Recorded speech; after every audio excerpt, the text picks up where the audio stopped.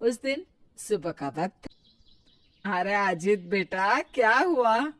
आज विशाखा सोकर नहीं उठी? तबीयत तो सही है ना उसकी? नहीं माँ, सोकर तो कब की उठ गई थी। कह भी रही थी कि अभी कमरे से बाहर आती हूँ। पता नहीं फिर क्या हुआ। हाँ भैया, हमेशा भाभी सबके लिए चाय बनाती है, लेकिन आज तो वो नजर ही नहीं आ रही। अभी कुछ देर पहले भाभी ने मुझे कमरे में बुलाया था और कहा था कि आज चाय मैं बना दूं। शायद उनकी तबीयत ठीक नहीं है। अरे, उन्होंने मुझे भी नहीं बताया। चाय मैं बना देती। कल शाम को भी भाभी की तबीयत कुछ खराब लग रही थी।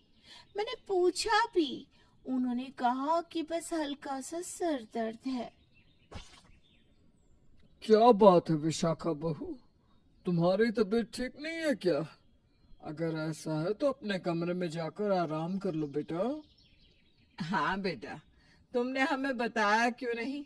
अजीत, तुम बहू को डॉक्टर को दिखा कर लाओ। मम्मी जी, पापा जी, मेरी तबीयत ठीक है। अब हाँ, आप सब लोगों के लिए खुशखबरी है। खुशखबरी? कैसी खुशखबरी भाभी, जल्दी सुनाइए ना। पूरा परिवार यहाँ बैठा है। अगर आज सुबह सुबह अच्छी खबर सुना देंगी तो सबका दिन अच्छे से निकल जाएगा। हाँ भाभी, रुचि भाभी ठीक कह रही है। बताइए ना, क्या है गुड न्यूज़? बात ऐसी है मम्मी जी, पापा जी, अब दादा दादी बनने वाले हैं। कुछ दिनों से मुझे चक्कर आ रहे थे, लेकिन समझ में नहीं आया कि बात क्या है। अभी अभी चेक किया तो पता चला कि मैं प्रेग्नेंट हूँ। अरे वाह भाभी, आपने तो कमाल की खबर सुना दी। हाँ भाभी, अब मैं और आशीष चाचा बन जाएंगे। देखा विशाखा, तुम्हारी खुशखबरी सुनकर तो पूरा परिवार नाचने लगा है। वैसे जॉइंट फैमिली में यही तो कमाल की बात होती है। हंसते खेलते सारे काम हो जाते हैं, किसी को पता ही नहीं चलता। अकेले रहो तो ये सारी जिम्मेदारियां संभालना मुश्किल हो जाए। हाँ बेटा, बात तो तुम्हारी सही है। अब देखो ना, मेरे तो हाथ पैर जवाब दे चुके हैं। मुझसे तो कुछ होता ही नहीं, लेकिन रुचि और काव्या मिलकर सब संभाल लेंगी। हाँ मम्मी जी, आपकी बात बिल्कुल सही है। अगर मेरी जॉब ना होती ना तो सच में मैं पूरा दिन भाभी के पास रहती। लेकिन आप तो जानती है, मैं सुबह 9 बजे निकलती हूँ और शाम को 6 बजे घर आती हूँ। अब पर काव्या है ना। रुचि भाभी, आपकी बात बिल्कुल सही है, लेकिन मेरी गुड़िया अभी सिर्फ 6 महीने की है। और वैसे भी विशाखा भाभी की तो ये दूसरी प्रेगनेंसी है। उन्हें तो सब कुछ पता है। उन्हें किसी की सार संभाल की जरूरत नहीं है। पर हाँ, अगर कभी भी जरूरत पड़ी तो मुझे पता है, निष्ठा चुटकियों में सारे काम कर देगी। मैं जरूर करती। वैसे भी विशाखा भाभी मेरी बहुत फेवरेट है। लेकिन क्या है ना, कॉलेज का आखिरी साल है। अगर पढ़ाई पे ध्यान नहीं दिया तो हमेशा के लिए फेल होने का ठप्पा लग जाएगा। अरे, आप सब लोगों को परेशान होने की जरूरत नहीं है। मैं अपने काम खुद कर लूंगी। वैसे भी रुचि ने ठीक ही तो कहा, ये मेरी सेकंड प्रेगनेंसी है। मैं कोशिश करूंगी कि सब कुछ खुद से संभाल पाऊं। कुछ दिनों के बाद। मम्मी, विशाखा की तबीयत कुछ ठीक नहीं है।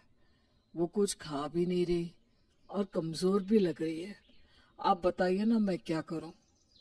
अरे बेटा, उसके लिए फ्रूट्स लिया।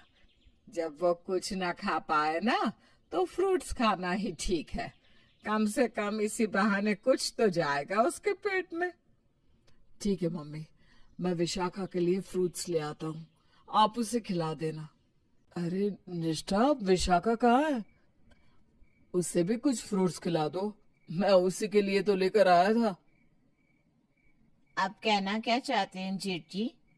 आप ये फ्रूट्स विशाखा भाभी के लिए लाए तो क्या हम नहीं खा सकते? अरे नहीं नहीं, ऐसी बात नहीं है। देखो, माँ ने कहा था कि इस हालत में, मतलब कि प्रेगनेंसी में, विशाखा के लिए फल खाना अच्छा रहेगा। तुम लोग भी खाओ, लेकिन उसे भी तो बुला लो। हमने कहा था विशाखा भाभी से, लेकिन उन्होंने कहा कि उनका मन नहीं है।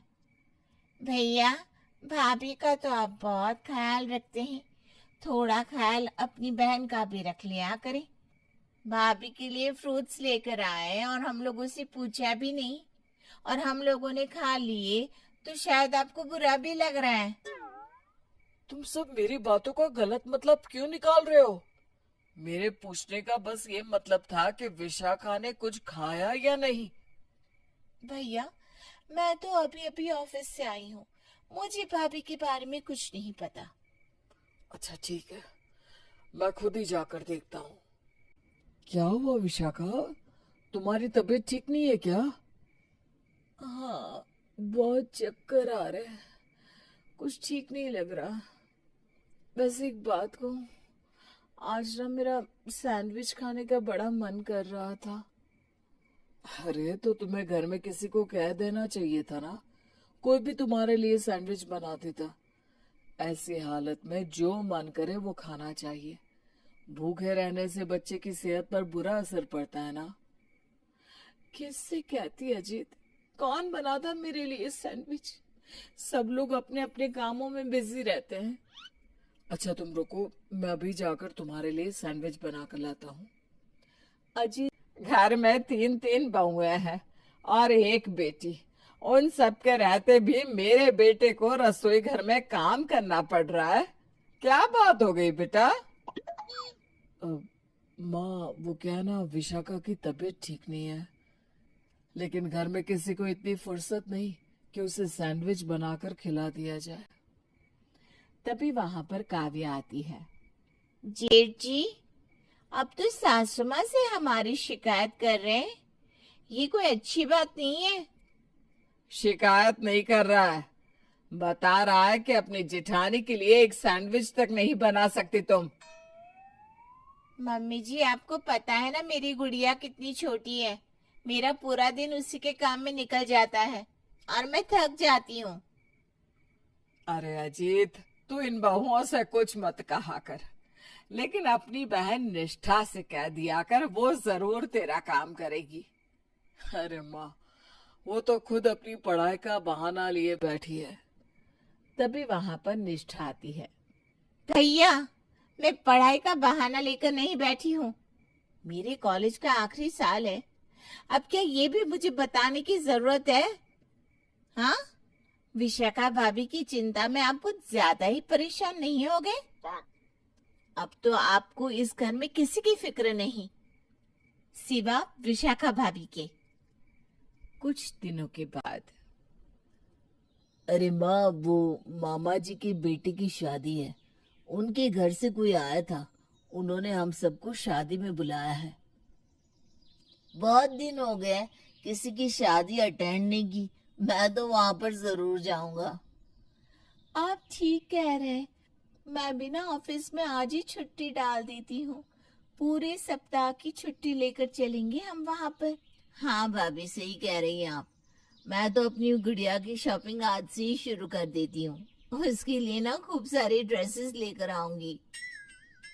मेरी भी एग्जाम से भी बहुत दूर है, वैसे भी मुझे तो शादी का बहुत टाइम से इंतजार था, मैं तो यहाँ पक्का जाने